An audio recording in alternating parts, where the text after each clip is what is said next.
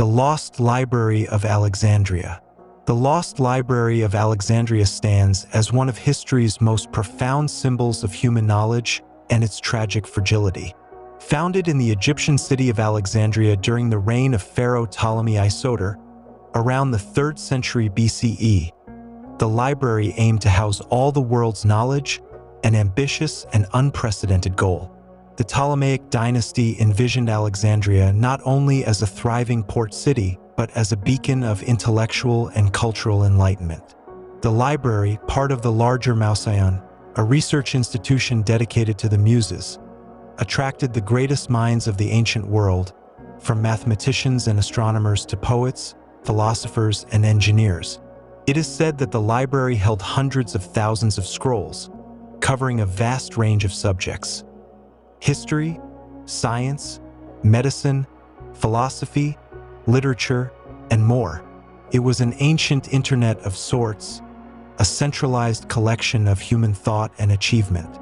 But the true tragedy of the library isn't just that it was destroyed. It's that we don't know exactly when, how, or even how much knowledge was lost. The library's creation was driven by an extraordinary intellectual vision. The Ptolemaic rulers sent emissaries across the known world, from Greece and India to Mesopotamia and beyond, to gather texts. Any ship that docked in Alexandria was searched, and its books were copied for the library. The originals were often kept, and the copies returned to the owners. This aggressive pursuit of knowledge made the library unrivaled in its time. Among the legendary works it held were texts from Aristotle's school, treatises on medicine from Hippocrates, and advanced astronomical charts from Babylonian scholars. It's believed that the library also housed translations of Egyptian, Persian, and Indian works, creating a multicultural repository of human wisdom. One of the most famous scholars associated with the library was Eratosthenes, who not only calculated the Earth's circumference with remarkable accuracy, but also developed an early map of the known world. Archimedes, the Greek mathematician and engineer, may have corresponded with scholars in Alexandria, contributing to the exchange of ideas that the library fostered. However, the library's existence was as fragile as the papyrus scrolls it safeguarded. The first known tragedy came in 48 BCE when Julius Caesar, engaged in a civil war with his rival Pompey, pursued his enemies to Egypt. In the ensuing battle in Alexandria, Caesar ordered his ships to be set ablaze. The fire spread to the docks and, according to some accounts, to the library itself. While it's unclear how much of the library was destroyed at this time, historians agree that this event marked the beginning of its decline. The library may have persisted in some form for centuries after Caesar's siege, but it faced further devastation. In 270 CE, Emperor Aurelian fought to reclaim Alexandria from Queen Zenobia of Palmyra. The brutal conflict reportedly led to widespread destruction, including the area surrounding the library. Another blow came in 391 CE, when the Christian Roman Emperor Theodosius I issued a decree banning pagan practices. The Serapeum, a temple to the Greco-Egyptian god Serapis, believed to house a part of the library's collection, was destroyed by a Christian mob. The final chapter of the library's story remains shrouded in mystery. Some historians suggest that remnants of the library may have survived until the Muslim conquest of Egypt in 642 CE. According to a later and likely apocryphal account by a 12th century writer, Caliph Omar supposedly declared that any books contradicting the Quran were heretical and must be burned, and that any books agreeing with the Quran were redundant, leading to the library's ultimate destruction. However, most modern scholars dismiss this account as propaganda. The true scale of knowledge lost with the library's destruction is impossible to quantify. Ancient records hint at works now lost to time: plays by Sophocles and Euripides, treatises by Aristotle, and insights from Egyptian, Persian, and Indian scholars. Some believe that the library contained maps that might have hinted at lands beyond the Atlantic, predating Columbus by over 1,000 years. Others speculate that advanced medical knowledge or even early understandings of steam power and mechanics may have been lost, potentially setting human progress back centuries. Yet, the library's legacy endures. It symbolizes not only the thirst for knowledge, but the impermanence of human achievement. The dream of a universal repository of knowledge inspired later institutions, from Baghdad's House of Wisdom to the Renaissance libraries of Europe. Today's digital archives, like the Internet Archive and Google Books, echo the library's mission to collect and preserve all human knowledge.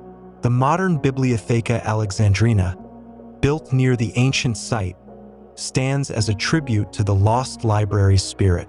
The Library of Alexandria's story is one of brilliance and tragedy, a reminder of how human curiosity can build wonders, and how easily those wonders can be swept away by war, ignorance, or time. It challenges us to consider what knowledge we take for granted today, and how future generations might judge our efforts to preserve it. The library, though lost, remains a powerful symbol of human ambition and the eternal quest for understanding. The Lost Library of Alexandria continues to captivate imaginations not just because of what it was, but because of what it could have been. Imagine a world where its contents survived intact, a world where humanity didn't have to rediscover knowledge like the heliocentric model of the solar system, advanced medical practices, or the secrets of ancient engineering centuries after they were first understood. The Renaissance, which reignited scientific thought and art in Europe, might have come 1,000 years earlier. Human civilization could have leapt forward in ways we can only dream of, propelled by the cumulative wisdom of cultures from around the ancient world. It's tempting to romanticize the library as a utopian vault of knowledge, but it was also a product of its time. The Ptolemies built it as a symbol of their power and cultural dominance, a statement that Alexandria was the intellectual heart of the world.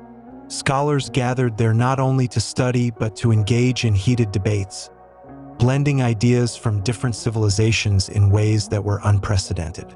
This fusion of knowledge may have birthed revolutionary ideas, combining Greek philosophy with Egyptian science, Babylonian astronomy, and Indian mathematics. It's possible that the library wasn't merely a repository of old ideas, but an incubator of new ones. Still, even the greatest minds of the ancient world couldn't have foreseen how vulnerable their work was. Papyrus, the primary medium for writing, was highly perishable, and without the library's centralized care, many scrolls likely deteriorated quickly. Knowledge wasn't just lost in fire and conflict, it was lost to time itself. This vulnerability raises an unsettling question. How much of human knowledge today, stored on hard drives, servers, and cloud networks, might one day vanish if the infrastructure supporting it collapses? The Library of Alexandria's fate serves as a cautionary tale, urging us to rethink how we preserve information in the long term. Perhaps the most haunting thought is that we may never know what we lost. Did the library hold medical treatises that could have saved countless lives? Blueprints for inventions that could have reshaped history? Maps that hinted at continents long before they were officially discovered? Ancient civilizations possessed knowledge that still baffles modern scholars, from the engineering feats of the Great Pyramid to the astronomical precision of Stonehenge. Could the library have contained explanations for these mysteries, lost before we ever had a chance to find them? The tragedy of the library wasn't just the destruction of knowledge. It was the erasure of human stories, cultures, and voices. We remember figures like Aristotle and Euclid because copies of their works survived elsewhere. But how many other brilliant thinkers, inventors, philosophers, scientists vanished from history because their ideas were held only in Alexandria? The library wasn't just a building filled with scrolls. It was a monument to human potential. Its loss reminds us how easily that potential can be snuffed out, and how vital it is to safeguard knowledge for future generations. In the end, the Library of Alexandria endures not as a physical place but as an idea a symbol of what humanity can achieve when we pursue knowledge without borders, and a reminder of what we stand to lose if we let that pursuit falter. Each book saved, each discovery recorded, each lesson passed down is a small act of defiance against the forces of time and oblivion. The library may be gone, but its spirit lives on, urging us to keep learning, questioning, and dreaming. Göbekli Tepe, the world's oldest temple, hidden beneath the dry, rolling hills of southeastern Turkey, Göbekli Tepe stands as one of the most astonishing and mysterious archaeological discoveries of our time. Dating back to around 9,600 BCE, over 11,000 years ago, this ancient site predates Stonehenge by more than 6,000 years and the Egyptian pyramids by nearly 7,000. It rewrites everything we thought we knew about human civilization. Before its discovery, historians believed that agriculture and permanent settlements were prerequisites for complex structures like temples. Göbekli Tepe shattered that assumption. Built by hunter-gatherers before the advent of farming, this site forces us to reconsider the timeline of human development. The question remains, was Göbekli Tepe truly the world's first temple? And what purpose did it serve? The site itself is an architectural marvel. Massive T-shaped limestone pillars, some reaching nearly 20 feet tall and weighing up to 50 tons, form circular enclosures. These pillars are decorated with intricate carvings of animals: lions, snakes, scorpions, vultures, and wild boars, alongside abstract symbols and humanoid figures. The craftsmanship is stunning, especially for a society without metal tools or even pottery. Each pillar appears to represent a stylized human figure, with arms etched along the sides and hands resting on the belly. The effort to quarry, transport, and erect these stones, using only primitive tools, suggests an organized and cooperative society, contradicting the idea of hunter-gatherers as simple, scattered tribes. One of the most baffling aspects of Göbekli Tepe is its purpose. Archaeologists found no signs of domestic life, no cooking pits, no houses, no storage facilities. It wasn't a village or a settlement. Instead, it seems to have been a place of gathering, ritual, and perhaps worship. The carvings of dangerous animals, paired with the sheer scale of the structures, hint at a ceremonial site meant to connect the people with powerful spiritual forces or to honor deities. Some researchers believe it was a pilgrimage site, drawing groups from vast distances for religious or social events. Others speculate that it served as a place to honor the dead, perhaps acting as a proto-necropolis. What's even stranger is that Göbekli Tepe wasn't just abandoned, it was deliberately buried.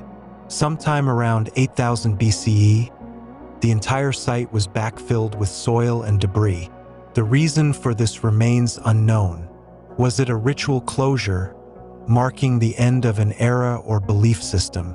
Was it an attempt to preserve the site for future generations? Or was it fear, a deliberate effort to hide or seal something? The mystery deepens when you consider that more than 90% of the site remains unexcavated, leaving countless secrets still buried beneath the earth. The implications of Göbekli Tepe's existence are profound. Conventional archaeological wisdom suggests that agriculture came first, enabling people to settle down, which then allowed them to develop complex societies and build monuments. Göbekli Tepe turns that timeline on its head. Here, a massive, sophisticated structure existed before farming. In fact, some archaeologists propose that the need to gather, worship, or socialize at places like Göbekli Tepe may have spurred the invention of agriculture itself. People needed a reliable food source to support the construction and maintenance of such a large-scale site, potentially pushing them to cultivate wild plants and domesticate animals. The symbolism of the site also fuels speculation. Some researchers interpret the animals carved into the pillars not just as representations of local wildlife, but as celestial symbols. The vulture, for example, is connected to death and the soul's journey in many ancient cultures, including those in later Mesopotamian civilizations. Could the people of Göbekli Tepe have had an early form of astronomy or a belief system tied to the stars? Some even suggest that the site encodes an ancient form of knowledge, a sky map that aligns with constellations from that era. Even more controversial is the theory that Göbekli Tepe represents a lost, advanced civilization. The level of planning, engineering, and artistic detail required to build such a complex site, long before metal tools or writing, raises uncomfortable questions. Was this knowledge inherited from an earlier, unknown culture? Could it be a remnant of a civilization wiped out by the end of the last ice age around 12,000 years ago? The sudden appearance of such advanced construction skills, with no clear precursor, fuels theories of a civilization reset, where humanity had to start over after a catastrophic event. Göbekli Tepe also challenges our understanding of early human belief systems. It suggests that spiritual or religious expression may have been a driving force for social organization, not an afterthought that developed once people were comfortably settled. The scale of the site implies a high degree of coordination, leadership, and shared belief. This wasn't a random gathering of nomads. It was a society capable of envisioning and executing a monument of lasting significance. Yet, for all we've uncovered, Göbekli Tepe remains an enigma. Was it truly the first temple, a place to commune with gods or spirits? Or was it something else entirely? A social hub, a celestial observatory, a monument to ancestors, or even a relic of a lost civilization? Every discovery seems to raise more questions than answers. And with so much of the site still unexcavated, who knows what other secrets wait beneath the earth? Göbekli Tepe stands as a silent testament to human ingenuity and mystery. It challenges our understanding of the past and reminds us that history is never as straightforward as it seems. Long before the rise of cities, kingdoms, and empires, people gathered on this remote hilltop to create something astonishing, something that would outlive them by millennia. Whether it was a temple, a sanctuary, or a monument to forgotten gods, Göbekli Tepe remains one of the greatest puzzles of the ancient world. The legend of El Dorado, city of gold or illusion. The legend of El Dorado has captivated explorers, treasure hunters, and dreamers for centuries. A city made entirely of gold, hidden deep within the uncharted jungles of South America. The name El Dorado itself translates to the Golden One, but the truth behind the legend is far more complex and elusive than a simple city of riches. What began as a tale of a gilded king performing a sacred ritual evolved into one of the most enduring and tragic quests in human history. Was El Dorado ever real? Or was it merely an illusion born from cultural misunderstanding, greed, and the human desire for unimaginable wealth? The story traces its roots to the Muisca people of present-day Colombia. The Muisca had a ritual that stunned early Spanish conquistadors. Their new leader, the Zipa, would cover himself in gold dust and, surrounded by nobles, sail to the center of Lake Guatavita. There, he would offer gold, emeralds, and other treasures to the gods by casting them into the lake's depths. To the Muisca, this wasn't about greed.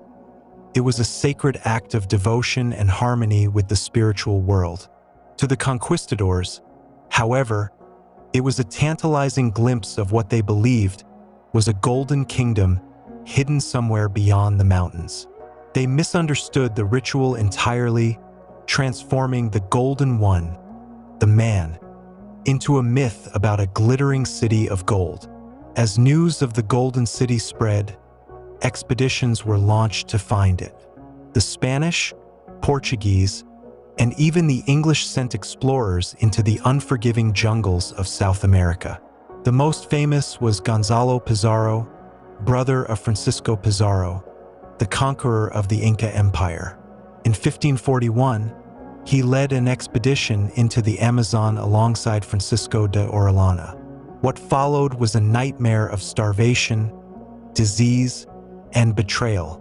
Pizarro eventually turned back, but Orellana continued down the river, ultimately becoming the first European to navigate the entire Amazon. He found no gold, but his tales of vast, powerful cities hidden within the jungle fueled the legend even more. The search for El Dorado became an obsession, driving men to extraordinary and often tragic lengths. Sir Walter Raleigh, the famed English explorer, pursued the city twice. In his first expedition in 1595, he explored the Orinoco River in Venezuela, claiming to find evidence of a rich kingdom. He published an account of his journey, exaggerating his findings to gain support for a second voyage. In 1617, Raleigh, now an older man, returned to South America. His son was killed during the expedition, and he himself returned to England in disgrace, where he was ultimately executed. The quest for El Dorado had destroyed him. Despite the failures and countless lives lost, the legend endured. Each failed expedition seemed only to shift the city's rumored location, from Colombia to Venezuela, then to Brazil and Guyana. Lake Perim, a large mythical lake believed to hold the city on its shores, appeared on maps for centuries despite no real evidence of its existence. The idea of El Dorado evolved from a single golden city into a broader vision of an entire golden kingdom, waiting just beyond the next mountain or river. Modern archaeology, however, paints a more nuanced picture. While the city of gold remains elusive, evidence has emerged of complex, thriving civilizations deep within the Amazon. The discovery of massive geoglyphs, large, geometric earthworks, and remnants of ancient settlements challenges the old belief that the rainforest was too inhospitable to support advanced societies. Some researchers suggest that the explorers' stories weren't entirely fabricated. They may have glimpsed traces of these lost civilizations, misinterpreted through the lens of European greed and expectation. The allure of El Dorado also speaks to something deeper than gold. It embodies the age-old human quest for paradise, a utopia where wealth, power, and peace coexist. For the conquistadors, it symbolized ultimate conquest and riches. For modern audiences, it remains a metaphor for the unattainable, the unreachable dream that drives people to push beyond their limits. In truth, El Dorado may never have been a city at all. It might have been something even more profound, a sacred idea, misunderstood and transformed by those who sought to exploit it. The Muisca didn't worship gold itself. They offered it as a symbol of spiritual wealth and balance with the natural world. Perhaps the real treasure of El Dorado isn't the gold, but the lesson it represents.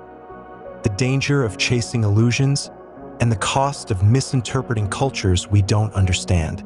Whether El Dorado was a literal city lost to time or a dream born from a misunderstanding, its legend endures. It calls to adventurers, scholars, and storytellers alike, a reminder that some of the greatest mysteries are not about the destination, but the journey. The jungle may yet hold secrets, but perhaps the greatest secret of all is that El Dorado was never a place, but an idea too powerful to die. The Sphinx's hidden chambers, what lies beneath? The Great Sphinx of Giza stands as one of the most iconic and enigmatic monuments in human history. With the body of a lion and the head of a pharaoh, likely representing King Khafre, this colossal limestone statue has guarded the Giza Plateau for over 4,500 years. Yet, beyond its weathered exterior and stoic gaze, lies a mystery that has captivated archaeologists, historians, and conspiracy theorists alike. What secrets might be hidden beneath the Sphinx? Ancient legends, modern technology, and tantalizing discoveries hint at the possibility of hidden chambers, lost knowledge, and perhaps even a connection to a civilization older than ancient Egypt itself. The idea of secret chambers beneath the Sphinx is not a modern invention. The ancient Greek historian Herodotus, writing in the 5th century BCE, described vast underground halls beneath Giza, filled with records and treasures. Similarly, Arab writers from the medieval period spoke of hidden libraries buried under the Sphinx, containing knowledge from lost civilizations.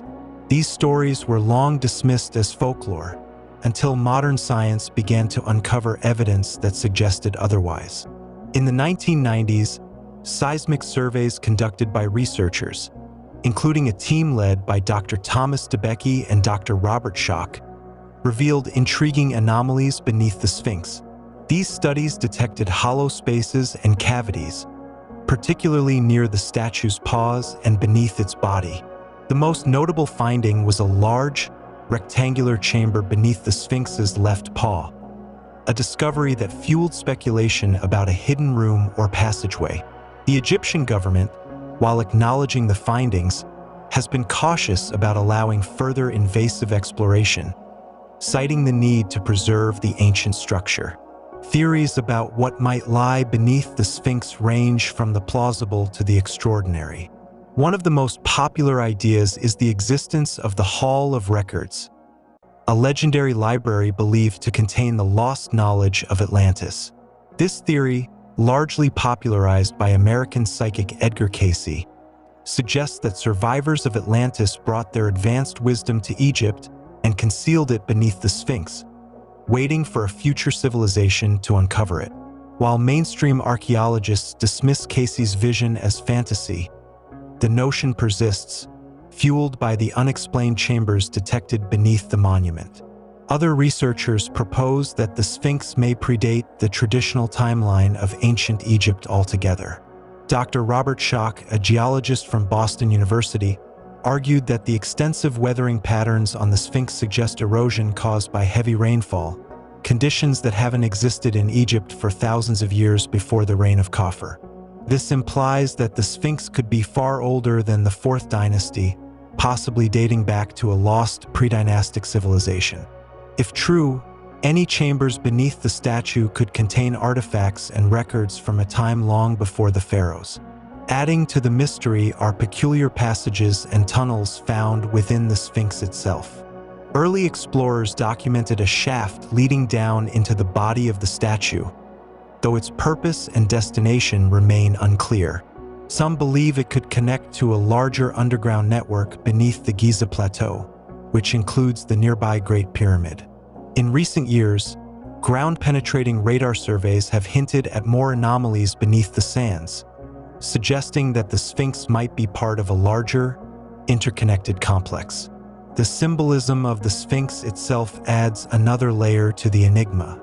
As a hybrid creature, part lion, part human, it represents strength and wisdom, guarding something of great importance. In ancient Egyptian mythology, the Sphinx was associated with the sun god Ra, serving as a protector of sacred knowledge and the gateway to the underworld.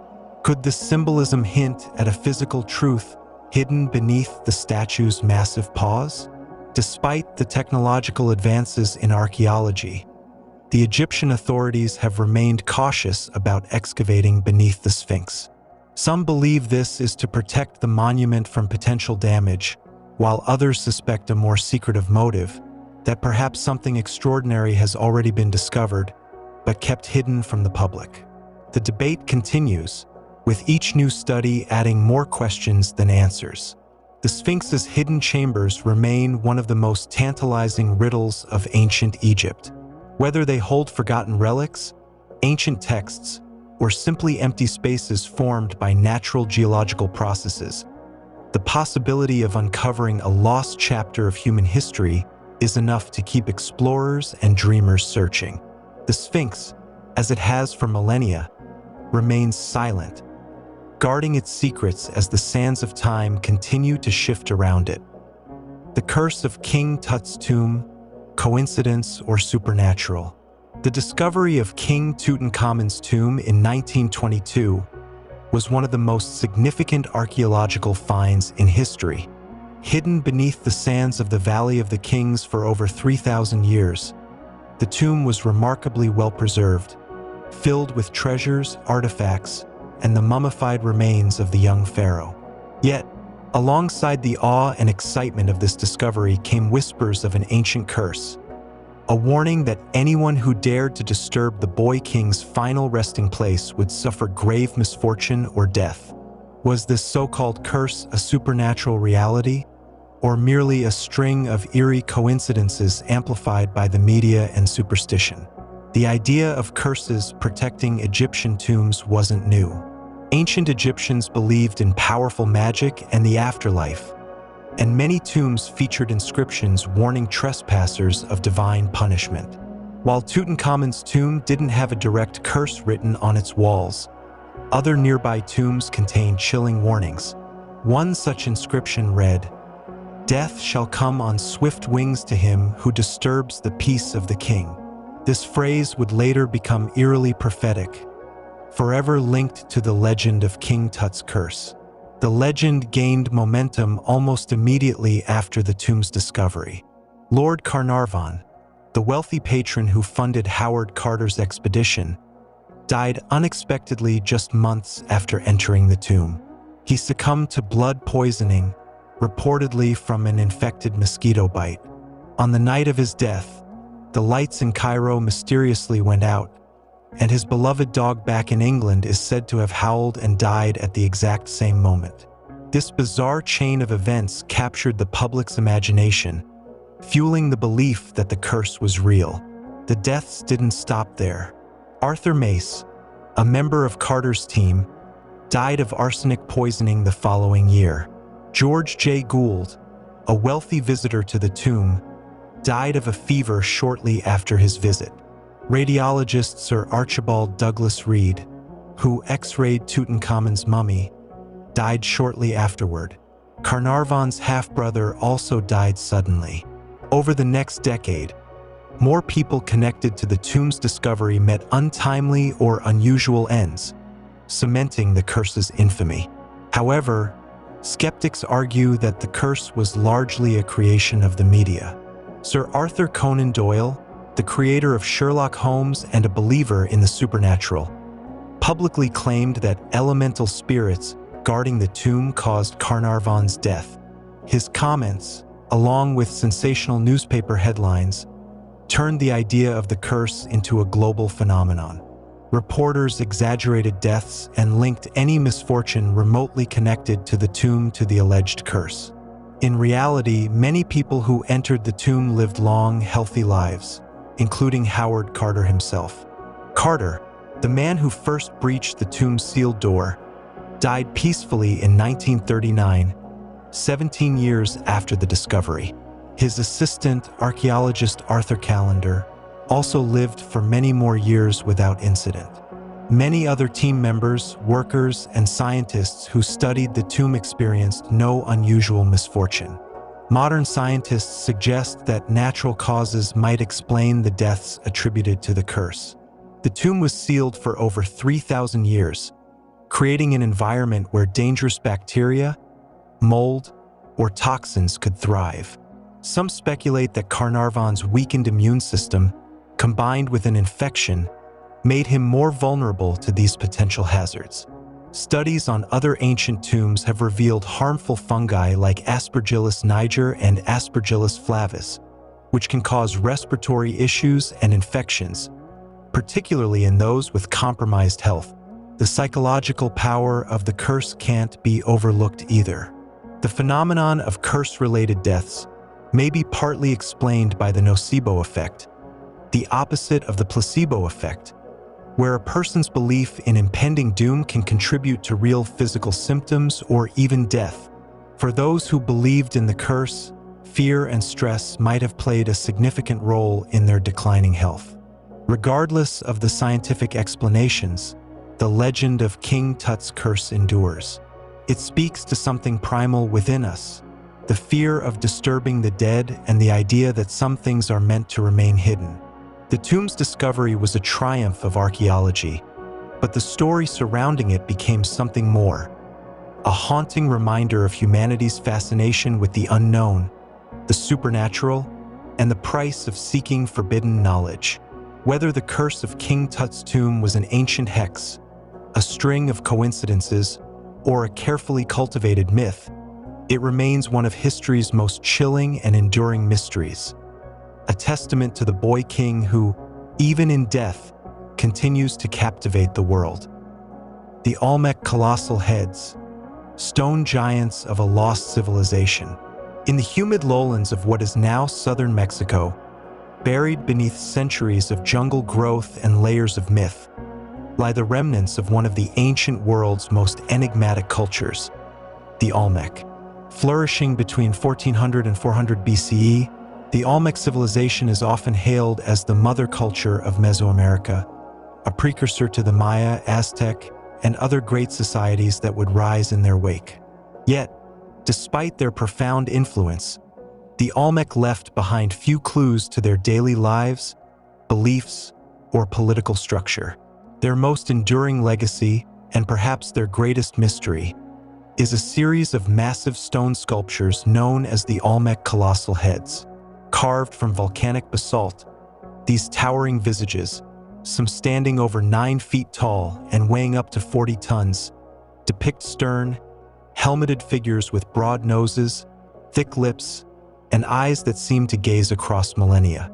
To this day, no one knows for certain who these figures represent, how they were transported across vast distances without wheels or pack animals, or why they were eventually abandoned, half buried in the earth like forgotten gods. The first of these colossal heads was uncovered in 1862 by a Mexican farmer plowing his field near the village of Tres Zapotes. What he struck with his plow was not a rock but the solemn face of a figure frozen in stone, its features weathered but unmistakably human.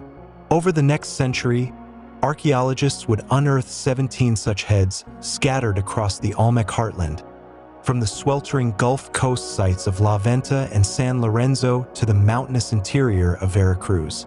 Each head is unique, carved with individualized details, some adorned with intricate headdresses, others with ear spools or jaguar-inspired motifs, suggesting they may depict specific rulers, warriors, or deified ancestors.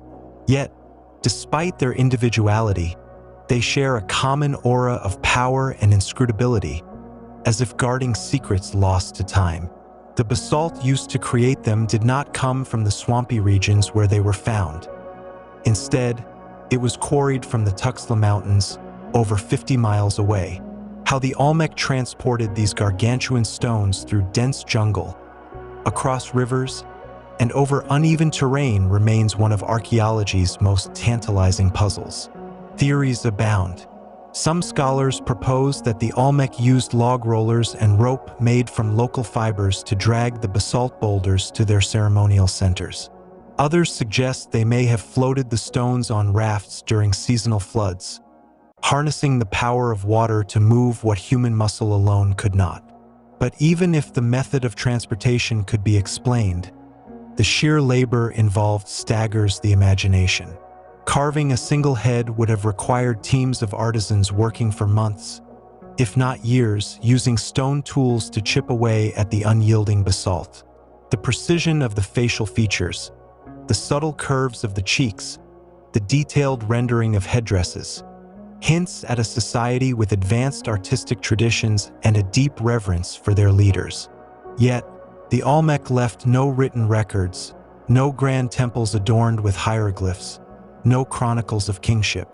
The heads stand as silent sentinels, their stories etched not in words but in stone. Who were these figures meant to honor? The prevailing theory is that they represent Olmec rulers, immortalized in stone to project their authority and divine connection. The headdresses, often resembling athletic helmets or ceremonial garb, might symbolize their role as warriors or intermediaries between the human and spiritual realms. Some heads bear scars or deliberate damage, a smashed nose, a gouged eye, which could indicate ritual decommissioning or the overthrow of a dynasty. At La Venta, one of the most significant Olmec sites, for heads were arranged in a plaza, facing outward as if guarding the city's sacred precincts. Were they meant to intimidate enemies, inspire loyalty, or commune with ancestors?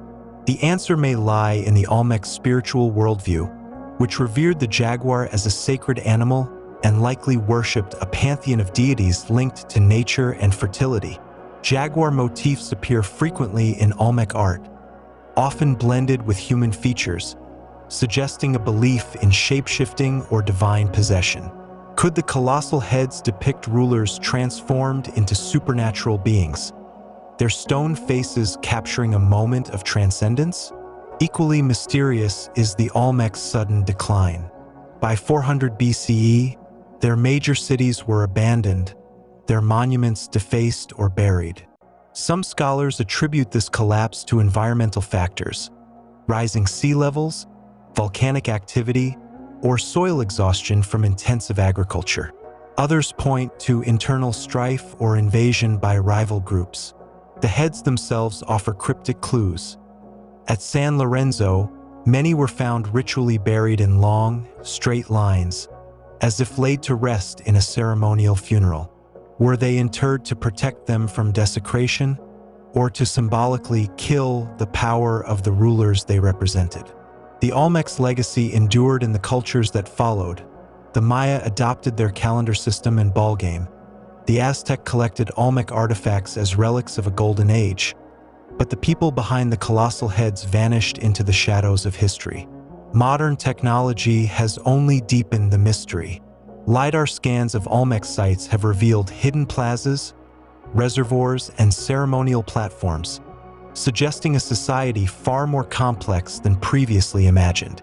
Chemical analysis of the basalt has traced some stones to specific quarries, offering faint hints of trade routes and labor organization. Yet, the central questions remain unanswered. Why did the Olmec invest so much labor in creating these stone giants? What compelled them to carve, transport, and display such monumental portraits in an era when most societies were focused on survival? And why, in the end, did they bury them as if erasing their own history?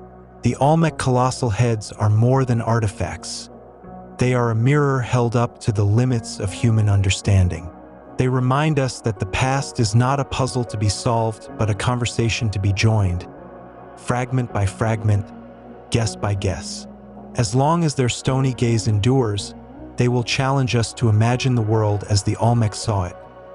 A world where rulers became giants, where stone breathed with life, and where the line between the human and the divine was carved in basalt. The Longyou Caves, subterranean labyrinths of ancient engineering. In the quiet countryside of Zhejiang Province, China, nestled among rolling hills and emerald rice paddies, lies one of the ancient world's most bewildering architectural feats, the Longyou Caves. Discovered in 1992 by a curious villager draining a pond, these sprawling subterranean chambers have baffled archaeologists, engineers, and historians ever since. Carved deep into the sandstone bedrock, the caves span over 30,000 square meters, with ceilings soaring to heights of 30 meters and walls adorned with meticulously chiseled patterns of parallel lines, swirls, and symbols. To date, 24 such caves have been uncovered, each a colossal feat of engineering. Yet their origin, purpose, and builders remain shrouded in mystery. No historical records, Chinese texts, local folklore, or even whispers of oral tradition mention their existence. How could such an immense project, requiring the removal of nearly 1 million cubic meters of stone, vanish from collective memory? Who orchestrated this underground marvel, and why was it abandoned to the silence of the earth?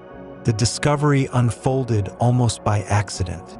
A farmer named Wu Anai, skeptical of the local legend that the pond in his village was bottomless, borrowed a water pump to drain it. After 17 days of pumping, the water receded to reveal not a natural abyss but a vast, hand-carved cavern. Its walls and pillars bore the marks of chisels, arranged in uniform diagonal strokes that suggested both precision and purpose. Word spread, and soon other villagers began draining nearby ponds, uncovering more caves, each a near-perfect replication of the first, with grand halls, supporting pillars, staircases, and stone bridges. The scale was staggering. One cave alone could hold a 10-story building. Yet, despite their grandeur, the caves showed no signs of habitation. No pottery, tools, or burial remains. They were empty, echoing chambers, as if their creators had swept them clean of all traces before vanishing into history. The engineering sophistication on display defies the era in which the caves are believed to have been constructed. Radiocarbon dating of sediments suggests they were carved over 2,000 years ago, possibly during the Qin dynasty, 221 to 206 BCE, or earlier. The walls and ceilings are angled with exacting symmetry, and the pillars, evenly spaced and aligned with the cave's ridges, demonstrate an advanced understanding of load distribution, preventing collapse across millennia. The chisel marks, each about 60 centimeters wide, follow a consistent pattern, implying a highly organized workforce and standardized tools. Yet, the logistics of such an endeavor are mind-boggling. Removing the estimated 1,200 cubic meters of stone from a single cave would have required 1,000 laborers working day and night for 6 years, assuming they had iron tools, a technology that was scarce in China before the Han Dynasty, 202 BCE to 20 CE. How did an ancient society, presumably with primitive tools, achieve this? Where did the excavated stone go? No debris has ever been found in the surrounding area, deepening the enigma. Theories about the cave's purpose range from the pragmatic to the fantastical. Some scholars propose they were imperial quarries, providing stone for nearby cities or the Great Wall. But this fails to explain the ornate carvings or the cave's hidden, almost ceremonial layout. Others suggest they were secret military bunkers, though their open design and lack of defensive features contradict this. A more tantalizing hypothesis ties them to the ancient Yu people, a mysterious ethnic group known for their boat-based culture. The cave's pillared halls, some argue, resemble inverted ships, and the swirling patterns on the walls mimic waves, a tribute to their aquatic lifestyle. Yet, the most compelling clue lies in Cave 35, where a relief carving of a fish, symbolizing abundance in Chinese culture, adorns the wall. Could the caves have been ritual spaces for water worship or ancestral ceremonies? Or perhaps they were part of a larger, undiscovered necropolis, with the true burial chambers still hidden? The absence of historical documentation is as puzzling as the caves themselves. China's meticulous dynastic records, which chronicle everything from tax reforms to coronations, make no mention of this project. Even local legends, rich with tales of dragons and buried treasure, are silent. This has led to fringe theories, including claims that the caves were built by extraterrestrials or a lost civilization with forgotten technology. More grounded researchers, however, speculate that the cave's secrecy was intentional. During the Qin dynasty, Emperor Qin Shi Huang, infamous for burning books and burying scholars, might have ordered their construction as a clandestine palace or refuge, with workers silenced upon completion. Alternatively, the caves could have served as a hidden repository for treasures or forbidden knowledge, their existence erased to protect them from looters or rivals. Modern technology has only deepened the intrigue. Laser scans reveal that the wall's angles and pillar placements correspond to the natural fractures in the sandstone, suggesting the builders possessed an intimate knowledge of geology. Acoustic experiments show that the caves amplify sound in specific chambers, hinting at ritualistic or musical purposes. Meanwhile, attempts to replicate the chiseling techniques using ancient tools have proven futile. The precision and speed required seem beyond the capabilities of hand labor alone. This has sparked debates about lost ancient technologies, such as advanced metallurgy or even early machinery, though no evidence of such tools has been found.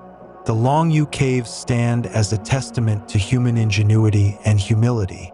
They challenge our assumptions about ancient societies, forcing us to reconsider the complexity of their ambitions and capabilities. Were they a communal effort, a divine mandate, or the folly of a paranoid ruler? The answer may lie in the shadows of undiscovered chambers or in the silent patterns etched into stone. Until then, the caves remain a riddle carved into the earth, inviting us to ponder the boundless imagination of those who came before us and the secrets they chose to bury. The Paracas Candelabra, desert giant of the Peruvian coast. On the stark, windswept slopes of the Paracas Peninsula in southern Peru, where the desert meets the Pacific Ocean in a clash of sand and surf, a colossal figure stretches across the face of a sun-baked hill. Known as the Paracas Candelabra, this massive geoglyph, a sprawling design etched into the earth, measures nearly 600 feet in height, its arms curving upward like the branches of a tree or the tines of a trident, visible from miles out at sea. Carved into the reddish-brown crust of the arid landscape over 2,000 years ago, the candelabra's purpose has eluded scholars, archaeologists, and historians for centuries. Unlike its more famous cousins, the Nazca Lines located 120 miles to the south, this enigmatic symbol is not a mere collection of animal figures or geometric shapes, but a singular, monumental emblem whose meaning has been swallowed by time. Who created this gargantuan desert drawing? Was it a navigational beacon for ancient sailors, a religious icon for desert pilgrims, or a marker for something far more mysterious hidden beneath the sands? The answers, like the Paracas people who crafted it, remain shrouded in the mists of history, leaving the candelabra to stand as a silent sentinel over a landscape where the past whispers secrets no one can fully decipher. The candelabra's discovery by modern eyes came indirectly, a byproduct of the global fascination with Peru's ancient cultures. While the Nazca Lines gained international attention in the 1920s thanks to aerial surveys, the Paracas Candelabra had long been noted by sailors traversing the Pacific coast. Spanish colonial documents from the 16th century mention a giant trident carved into the hills, though they dismissed it as a curiosity. It wasn't until the 20th century, as archaeologists began piecing together the legacy of the Paracas culture, a society that flourished between 800 BCE and 100 BCE, that the candelabra's significance as a pre-Columbian marvel came into focus.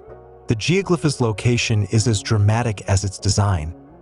It faces the open ocean, positioned on the northern edge of the Paracas Peninsula, where the cold Humboldt Current collides with warmer tropical waters, creating a biodiverse marine zone that sustained ancient civilizations. The candelabra itself is carved into the side of a hill, its trenches dug up to 3 feet deep into the compacted soil, lined with stones to prevent erosion from the relentless coastal winds. The figure's central trunk runs straight up the slope, flanked by symmetrical, curling arms that some liken to a candlestick, others to a hallucinogenic plant, and still others to a stylized lightning bolt. Its sheer size and precision suggest a society capable of sophisticated communal labor and a deep understanding of geometry. Yet no written records or oral traditions survive to explain its intent. Theories about the candelabra's purpose are as varied as they are contentious. One prevailing hypothesis ties it to maritime navigation. The Paracas culture, known for their intricate textiles and mastery of coastal resources, were likely skilled sailors who traded along the Pacific coast. The candelabra's visibility from the sea, its white stone-lined trenches contrasting sharply against the dark desert varnish, could have served as a landmark for returning fishermen or traders, guiding them toward freshwater springs or safe harbors. Another theory posits a religious or ceremonial function. The Paracas people practiced elaborate burial rituals, mummifying their dead in seated positions, and wrapping them in vividly dyed textiles before interring them in underground necropolises. The candelabra, aligned with the stars or celestial events, might have been part of a ritual landscape, a pathway for the dead to ascend to the heavens or a symbol of a deity worshipped by the living.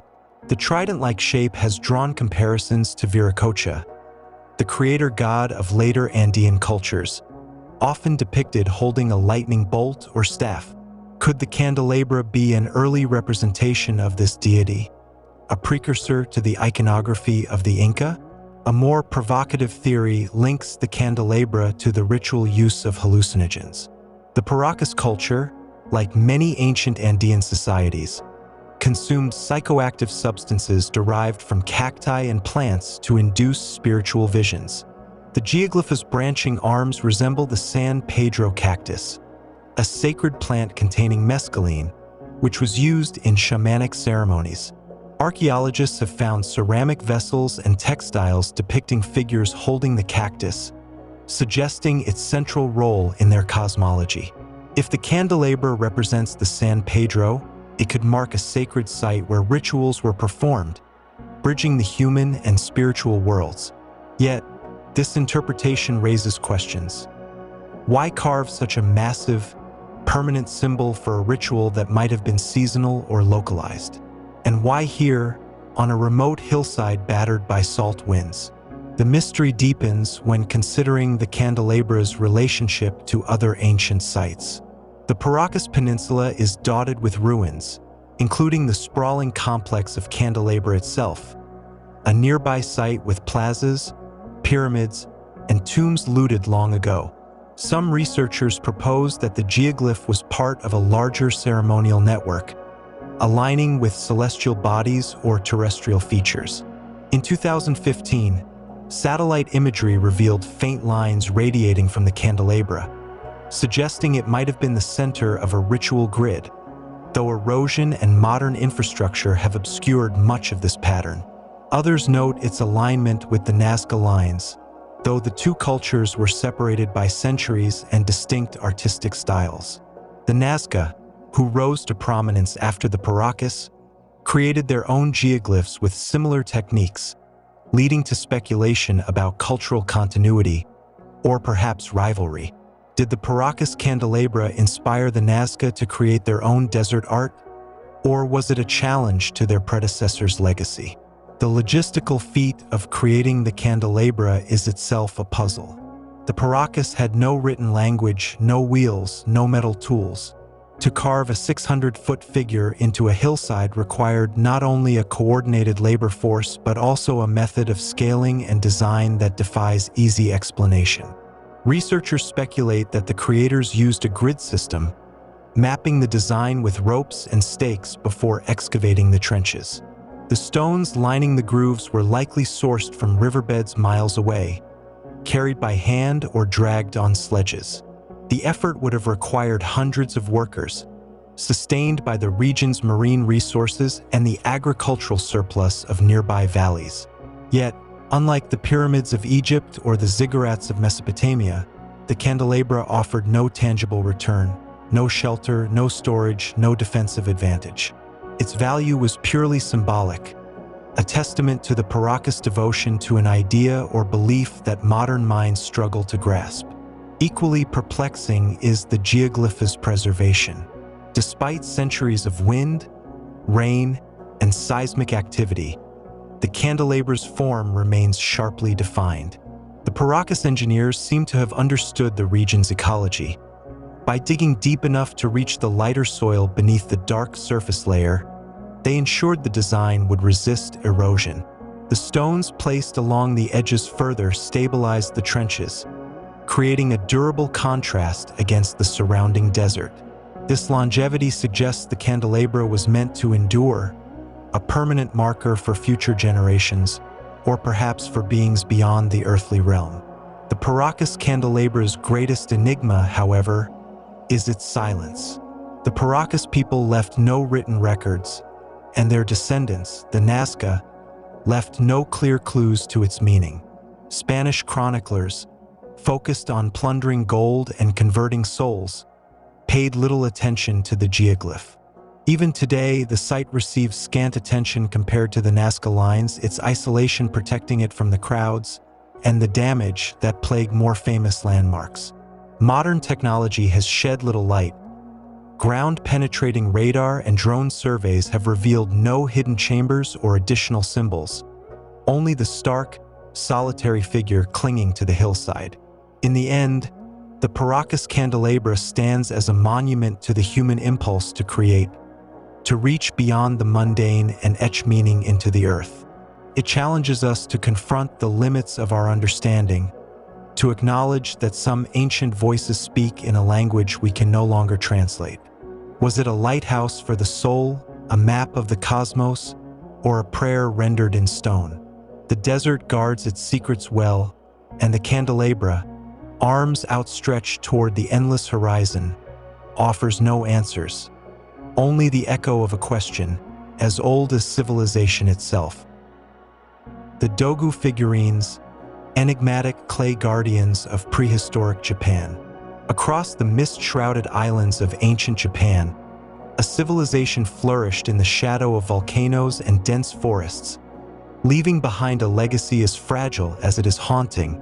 The Dogū Figurines, crafted by the Jaman people, a Neolithic culture that thrived from roughly 14,000 to 300 BCE.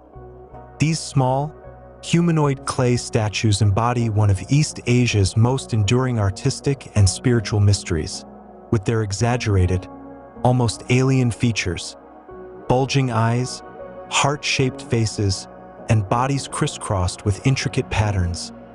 Dogū seem to straddle the line between human and divine, earthly and otherworldly.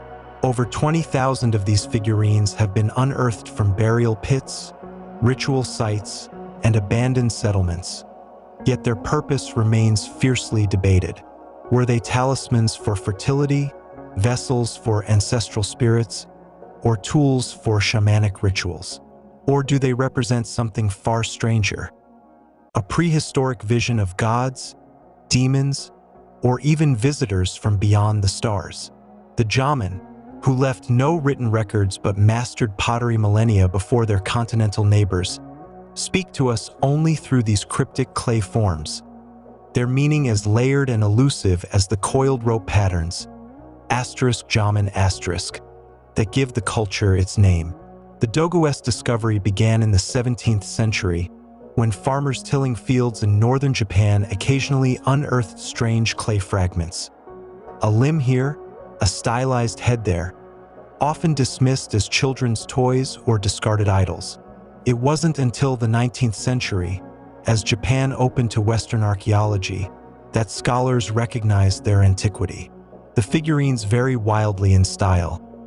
Some are abstract, with geometric bodies and slit-like eyes, while others are startlingly detailed, featuring elaborate hairstyles, pronounced breasts, and swollen bellies suggestive of pregnancy. The most iconic type, the Shikoki Dogū, goggle-eyed Dogū, boasts oversized, snow-goggle-like eyes and a body etched with spirals and zigzags, as if tattooed or cloaked in ceremonial garb. Many are fractured intentionally, with limbs or heads broken off, leading to theories of ritual killing to release spiritual energy or protect the living from vengeful spirits. The Jaman's mastery of clay is itself a marvel. In an era when much of the world was still nomadic, they developed sophisticated pottery techniques, firing vessels at high temperatures and decorating them with cord-marked patterns. The Dogū, however, were not utilitarian. Made from locally sourced clay mixed with crushed shells or grit, they were shaped by hand, baked in open fires, and often coated in powdered mica or ochre, giving them an ethereal shimmer. Their production spanned millennia, yet their forms evolved little, suggesting a deep cultural conservatism. Found primarily in eastern Japan, clustered in regions like Tohoku and Kanto, the figurines are absent from Western Jaman sites, hinting at regional cults or tribal identities lost to time. What were they for? The leading theory ties them to fertility and healing. Many Dogū emphasize reproductive anatomy, wide hips, swollen abdomens, and explicit genitalia, leading scholars to propose they were used in rituals to ensure safe childbirth, abundant harvests, or clan prosperity. Broken figurines, often buried in pits near dwellings, might have been offerings to appease spirits during crises. Others suggest they served as effigies for sympathetic magic, with shamans using them to draw out illness or curse enemies. The Shikoki Dogū's hypnotic eyes, resembling those of Inuit snow goggles, could symbolize vision into the spirit world, while the patterns on their bodies might map constellations or sacred energies. A fringe hypothesis, fueled by the figurine's surreal aesthetics, posits they depict ancient astronauts or interdimensional beings, though this is widely dismissed by academics. The Jaman's spiritual world remains opaque, but clues lie in their surroundings. Living in harmony with and fear of nature's volatility, they likely revered natural forces. Earthquakes, volcanic eruptions, and the cyclical death and rebirth of forests. Dogū may have personified these forces, acting as intermediaries between humans and the kami, spirits, later central to Shinto. Some figurines wear belts or necklaces resembling those found in Jaman graves, suggesting a link to ancestor worship. Others, found near stone circles or aligned with astronomical phenomena, hint at cosmic rituals. At the Sanai Maruyama site, a dogū was discovered beside a large pit filled with chestnuts, a possible offering to ensure immortality, as chestnuts symbolized longevity in Jaman culture. The decline of the dogū tradition is as mysterious as its rise. Around 300 BCE, the Jaman culture faded, supplanted by the Yayoi people, who brought rice farming and metallurgy from the Korean peninsula. Dogū production ceased abruptly, and later Yayoi figurines, *Hanawa*, were starkly different, emphasizing simplicity over ornamentation. Did shifting beliefs, climate change, or social upheaval erase the dogū's significance? Or were they deliberately abandoned, their power too tied to a vanishing way of life? Modern science has only deepened the intrigue. CT scans of intact dogū reveal hollow interiors, some containing small clay balls or pebbles. A deliberate choice, perhaps to create noise during rituals or symbolize a soul within. Trace mineral analysis links clay sources to specific volcanic regions, mapping trade routes across prehistoric Japan. Yet, the figurines resist easy categorization. They are not gods, not toys, not grave goods, but something in between, a tactile language of faith and fear, molded by hands lost to time. Today, dogū captivate beyond academia. They inspire manga artists, filmmakers, and UFO enthusiasts, their eerie forms echoing in pop culture as symbols of Japan's ancient unknown. Museums display them under soft lights, their fractured bodies and empty eyes staring back, as if guarding secrets will never unravel. In their silence, they ask us to imagine a world where clay could hold the divine, where every harvest and heartbeat hinged on the favor of spirits, and where humanity's oldest questions, who are we? Why are we here? Were shaped not in words, but in earth and fire.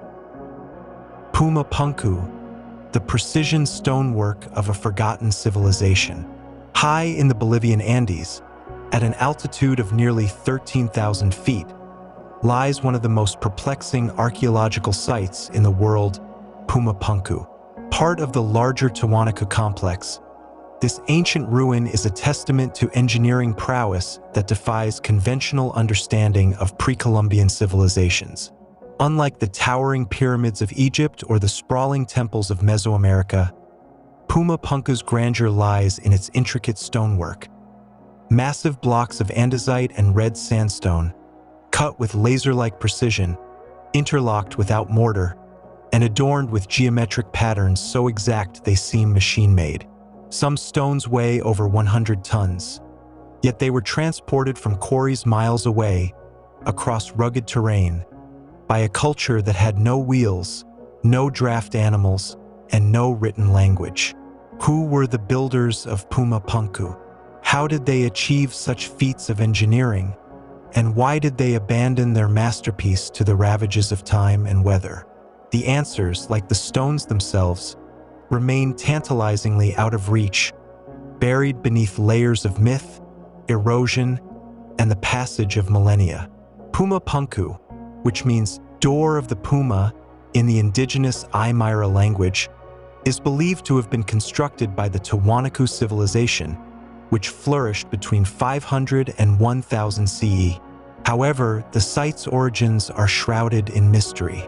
Local legends claim it was built by giants in a single night, while some fringe theorists argue it predates the Tiwanaku by thousands of years, pointing to evidence of water erosion that suggests an age of 12,000 years or more. What is certain is that Puma Punku was no ordinary settlement. The site's layout, with its terraced platforms, sunken courtyards, and precisely aligned stone blocks, suggests a ceremonial or administrative center of immense importance. Yet, unlike other ancient sites, Puma Punku lacks the grandeur of towering structures or ornate carvings. Instead, its all lies in the details, the almost inhuman precision of its stonework, the complexity of its design, and the sheer scale of its ambition. The stones themselves are the heart of the mystery. The largest blocks, some measuring 25 feet long and weighing up to 130 tons, were quarried from a site over 10 miles away. How they were transported to Puma Punku remains a subject of heated debate. Some scholars propose the use of log rollers and ramps, while others suggest the Tiwanaku may have employed a system of canals and rafts during seasonal floods. Once at the site, the stones were cut and shaped with astonishing accuracy. The andesite blocks, in particular, feature perfectly straight edges, smooth surfaces, and precise 90-degree angles, achieved without the use of metal tools. Even more baffling are the intricate notches, grooves, and drill holes found on many stones. These features, some as small as a millimeter in width, suggest the use of advanced tools or techniques far beyond what is traditionally attributed to ancient Andean cultures. The purpose of these precision-cut stones is another enigma. Many blocks feature interlocking joints, similar to those used in modern construction, allowing them to fit together like pieces of a puzzle. Some researchers believe these were part of a larger, modular structure, perhaps a temple, palace, or astronomical observatory, that has since collapsed or been dismantled. Others suggest the stones were part of a hydraulic system designed to channel water for ritual or practical purposes. The Tiwanaku were known for their mastery of water management, and Puma Punku's location near Lake Titicaca, the highest navigable lake in the world, supports this theory. Yet, the absence of clear architectural remains makes it difficult to reconstruct the site's original form or function. Adding to the mystery is the site's apparent abandonment. By 1000 CE, the Tiwanaku civilization had collapsed, likely due to a combination of climate change, resource depletion, and social upheaval.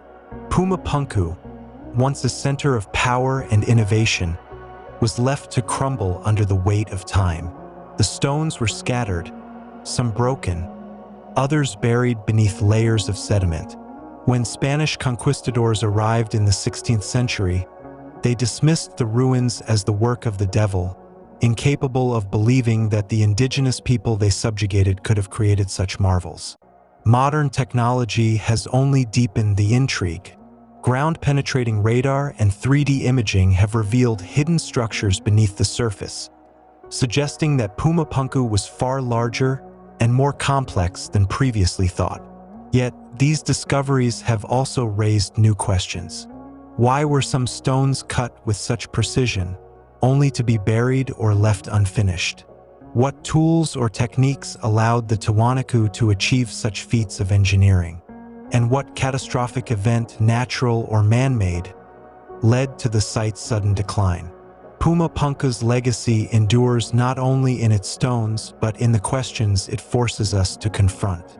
It challenges our assumptions about ancient civilizations, pushing us to reconsider the limits of human ingenuity and the resilience of cultural memory. Were the Tiwanaku the sole architects of this marvel, or did they inherit knowledge from an even older, forgotten civilization? Did they possess technologies or techniques that have since been lost to history? Or is Puma Punku a testament to the power of collective effort, a reminder that even the most daunting challenges can be overcome through collaboration and determination? As the winds howl across the Altiplano and the shadows lengthen over the ruins, Puma Punku stands as a silent witness to a time when humanity reached for the stars and left its mark in stone. Its secrets, like the stones themselves, remain locked in place, waiting for the right key to unlock them. Until then, it remains a mystery carved in rock, a puzzle etched into the earth, and a testament to the boundless creativity of the human spirit. The Plain of Jars, megalithic mysteries of Laos.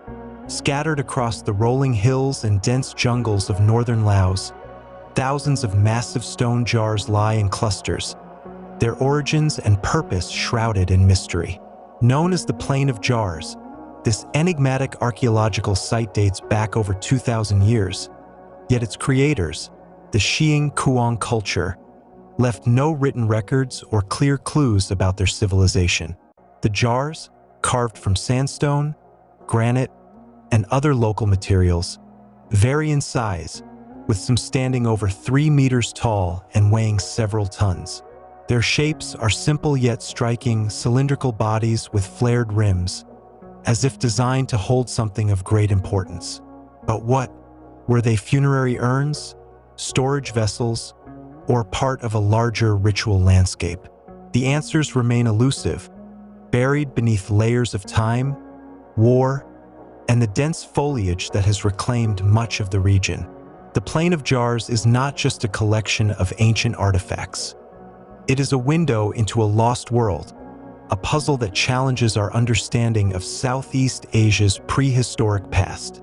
The discovery of the Plain of Jars by Western archaeologists came in the early 20th century, though local legends had long spoken of the jars as the work of giants or ancient kings. French archaeologist Madeleine Coligny conducted the first systematic study of the site in the 1930s, uncovering human remains, pottery, and iron tools near the jars. She proposed that the site was a burial ground, with the jars serving as funerary urns or ossuaries. This theory remains the most widely accepted, supported by later excavations that revealed secondary burials, bones placed in the jars after the bodies had decomposed elsewhere. However, not all jars contain human remains, and many are empty, raising questions about their true purpose. The jars are distributed across more than 90 sites, with the largest concentration at Site 1 near the town of Fonsaven. Here, hundreds of jars are arranged in clusters, some standing upright, others toppled or broken. The jars' uniformity suggests a highly organized society with skilled artisans. Yet the Xiang Kuang culture remains poorly understood. Unlike the Khmer or Cham civilizations, which left behind grand temples and inscriptions, the Xiang Kuang left only these silent stone sentinels. Their jars, however, are not entirely devoid of decoration. Some feature carvings of human figures, animals, or geometric patterns, while others are surrounded by stone discs that may have served as lids. These details hint at a rich symbolic language, though its meaning has been lost to time. One of the most intriguing aspects of the Plain of Jars is its connection to the surrounding landscape. Many jars are positioned near natural features such as caves, streams, or mountain passes, suggesting they were part of a larger ritual or trade network. Some researchers propose that the jars were used to collect monsoon rainwater for travelers, while others believe they were part of elaborate funeral rites, with bodies placed in the jars to decompose before being moved to secondary burial sites. The presence of iron tools, beads, and ceramics near the jars supports the idea of a thriving trade network, linking the Xiang Kuang to distant cultures in Vietnam, Thailand, and beyond. The Plain of Jars mystery is compounded by its turbulent modern history. During the Vietnam War, the region was heavily bombed by U.S. forces, leaving the landscape scarred with craters and unexploded ordnance. This has made archaeological work difficult and dangerous, with many sites still inaccessible. Yet, despite the destruction, the jars endure, their weathered surfaces bearing silent witness to centuries of human activity. Modern technology has begun to shed light on the site's secrets. Ground-penetrating radar and LiDAR surveys have revealed hidden burial pits and artifacts beneath the surface, while isotopic analysis of human remains has provided clues about the diet and migration patterns of the Xiang Kuang people. However, many questions remain. Who were the people who carved these jars, and what drove them to create such monumental works? Were the jars part of a single cultural tradition, or did their purpose evolve over time? And why did the Xiang Kuang culture vanish, leaving behind only these enigmatic stone vessels? The Plain of Jars is more than an archaeological site. It is a testament to humanity's enduring desire to leave a mark on the world. The jars, with their silent, stoic presence, invite us to imagine a time when the hills of Laos echoed with the sounds of chisels and the whispers of ancient rituals. They challenge us to piece together the fragments of a lost civilization, to uncover the stories hidden within their stone walls. And they remind us that, even in the face of war and decay, the past endures, waiting for those who are willing to listen. As the sun sets over the Plain of Jars, casting long shadows across the ancient stones, one can't help but feel a sense of awe and humility. These jars, carved by hands long turned to dust, stand as a bridge between the living and the dead, between the known and the unknown. They are a mystery carved in stone, a question etched into the earth, and a reminder that some secrets are meant to endure. The Yonaguni Monument, Japan's submerged enigma.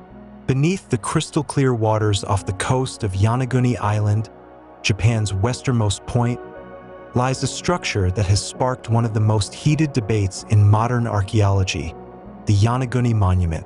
Discovered in 1986 by local diver Kahachiro Aratake, this massive underwater formation resembles a stepped pyramid, with terraces, walls, and what appear to be carved steps and platforms.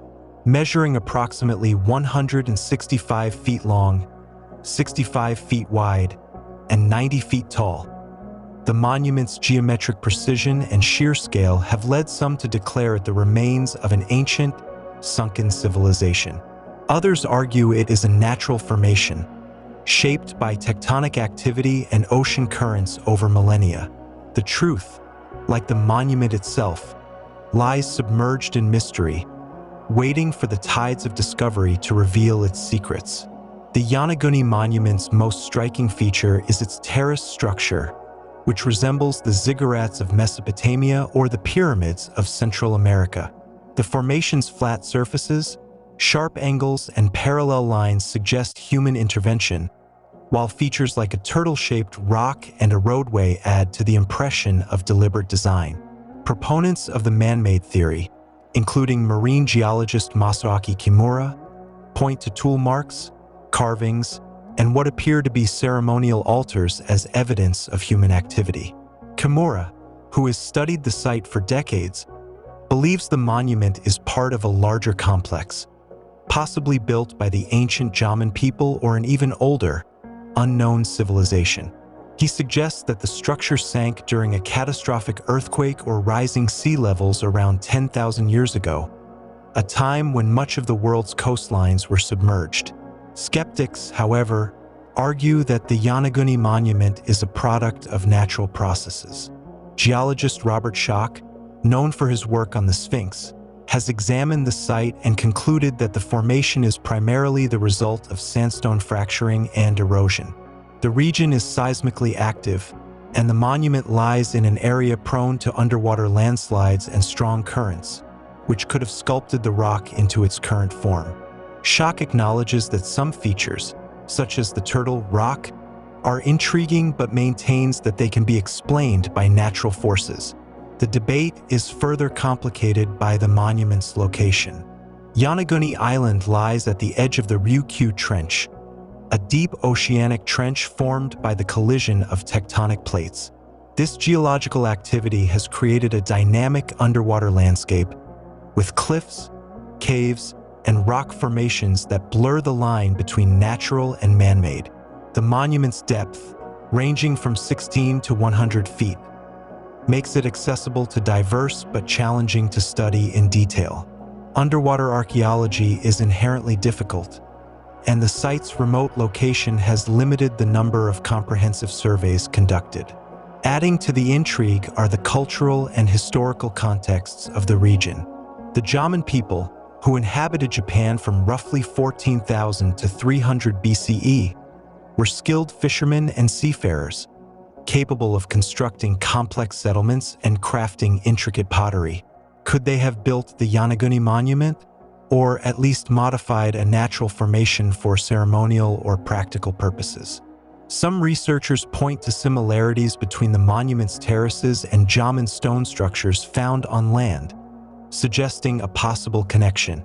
Others propose that the monument is part of a lost civilization, perhaps linked to the mythical continent of Mu or the advanced cultures described in ancient texts. Modern technology has begun to shed light on the Yonaguni Monument, though it has also raised new questions. Sonar mapping and 3D imaging have revealed additional structures nearby, including what appear to be walls, roads, and even a stadium-like formation. These discoveries have fueled speculation about a submerged city, though skeptics argue that the features are natural or the result of pareidolia, the human tendency to see patterns in random shapes. The Yonaguni Monument's true nature may never be fully understood. It exists in a liminal space where the boundaries between natural and man-made, history and myth, science and speculation blur. For some, it is a testament to humanity's ancient ingenuity, a reminder that our ancestors were capable of feats we can scarcely imagine. For others, it is a lesson in the power of nature, a reminder that the earth itself can create wonders that rival our greatest achievements. As divers descend into the depths of Yonaguni's waters, they are met with a sight that defies easy explanation. The monument's terraces rise like the steps of a forgotten temple, its walls etched with the marks of time and tide. Whether carved by human hands or shaped by the forces of nature, it stands as a symbol of the mysteries that lie beneath the waves, a reminder that the past is not always what it seems, and that the ocean, with its endless depths, holds secrets we may never fully uncover. The Yonaguni Monument is more than an archaeological puzzle. It is a mirror reflecting our own curiosity and imagination. It challenges us to question what we know about history, to explore the boundaries of possibility, and to embrace the unknown. In the end, whether it is a